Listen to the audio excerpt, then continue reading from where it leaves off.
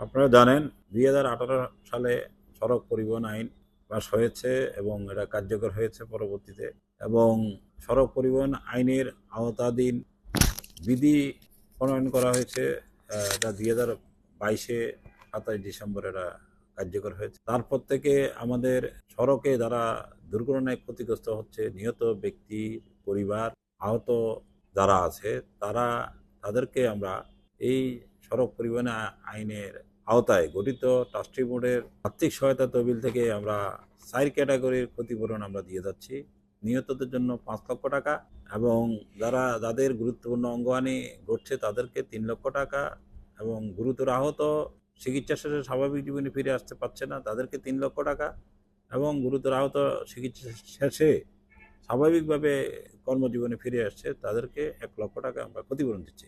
আমরা গত বছর অর্থাৎ 2023-এর 19 অক্টোবর থেকে মাননীয় প্রধানমন্ত্রীর মাধ্যমে এই ক্ষতিপূরণের চেকের টাকা আমরা বিতরণ করা শুরু করেছি, এবং এই পর্যন্ত আমরা 267টি চেক আমরা বিতরণ করেছি ক্ষতিগ্রস্তদের মাঝে। প্রায় 12,55,00,00,000 টাকা আমরা বিতরণ করেছি। এখন এই বিতরণের যে কার্যক্রম আমরা শুরু করেছি, এতে আমাদের যে প্রক্রিয়াটা, এই প্রক্রিয়ার ক্ষেত্রে আমাদের যারা দুর্ঘটনায় ক্ষতিগ্রস্ত হয়, বিশেষ করে নিম্ন শ্রেণীর বা শ্রমিক শ্রেণীর যারা দুর্ঘটনায় ক্ষতিগ্রস্ত হয়, যারা আহত ব্যক্তি তারা এবং তাদের যারা নিহত হয় তাদের পরিবারের লোকজন অনেক ক্ষেত্রে ভালো লেখাপড়া জানে না, অথবা যারা জানলেও ফর্ম ফিল আপ থেকে শুরু করে অনেকগুলা বিষয়ে তাদের অজ্ঞতা থাকতে পারে।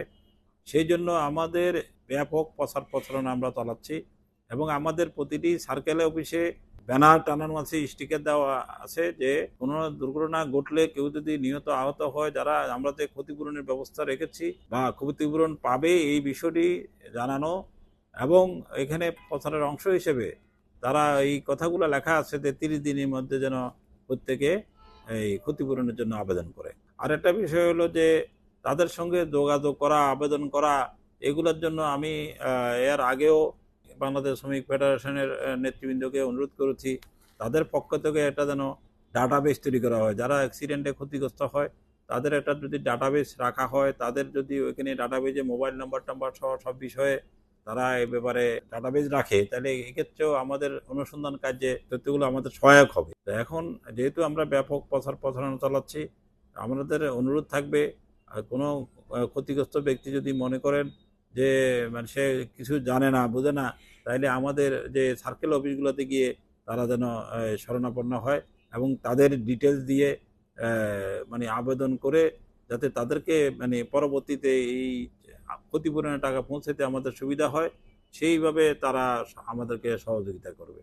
আর এই সহযোগিতার ক্ষেত্রে আমি যেটা আবারও বলছি, ফেডারেশন, শ্রমিক ফেডারেশন থেকে যদি এটা অর্গানাইজ ওয়েতে যদি তাদের বিশেষ করে যারা পরিবহন শ্রমিক তাদের যদি করতে পারে, তাহলে তারা তাদের সেক্টরের যারা শ্রমিক আছে তাদেরকে যে ক্ষতিপূরণের টাকাটা দিতে ইজি হবে।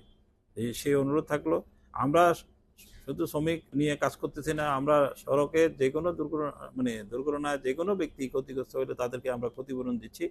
সুতরাং এই ক্ষতিপূরণ যাতে সবাই পায় যারা আবেদন করবে নির্ধারিত সময়ের মধ্যে, সেই জন্য আমরা আমরা যত ধরনের প্রচার প্রচারণা আছে বা আমাদের অ্যাক্টিভিটি আছে এবং সহজীকরণের বিষয়গুলো আছে আমরা সেটা করতেছি। এক্ষেত্রে ক্ষতিপূরণ পাওয়ার জন্য যারা উত্তরাধিকার, সেখানে উত্তরাধিকার আইন অনুসারে যে নিয়ম কানুন সেগুলো ফলো করেই আমাদের কাছে কিভাবে আসতে হবে সেগুলো আমাদের ফর্মের মধ্যে ব্যাপক ভাবে সুন্দরভাবে বলা আছে।